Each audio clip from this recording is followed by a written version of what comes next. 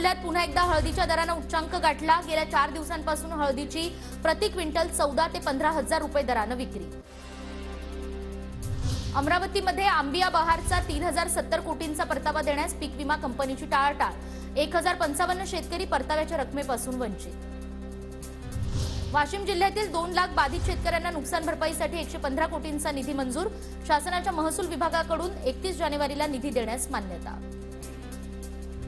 कोल्हापुरात मुस्लिम बोर्डिंगचे चेअरमन गणी आजरेकरांसह 600 जणांवर गुन्हा दाखल। प्रार्थनास्थळावरील अतिक्रमण कारवाईला विरोध केल्याने हा गुन्हा। चंद्रपूरच्या ताडोबा अंधारी व्याघ्र प्रकल्प पर्यटनासाठी आता इलेक्ट्रिक जिप्सींचा वापर। ताडोबाच्या मोहर्ली, मामला आणि कोलारा या प्रवेशद्वारांवर इलेक्ट्रिक जिप्सी उपलब्ध। मालेगावच्या लोढा मार्केटमध्ये भर दिवसा 7.5 लाखांची चोरी। चोरीची घटना सीसीटीव्हीत कैद। साताऱ्याच्या व्याजवाडी परिसरातील धोम धरणाच्या उजव्या कालव्याला भगदाड। लाखो लिटर पाणी वाया। एकाच महिन्यात वाई तालुक्यात 2 ठिकाणी कालवा फुटला। परभणी परळी रेल्वे मार्गाच्या दुहेरीकरणासाठी केंद्रीय अर्थसंकल्पात 100 कोटी रुपये जाहीर। प्रवाशांकडून समाधान व्यक्त।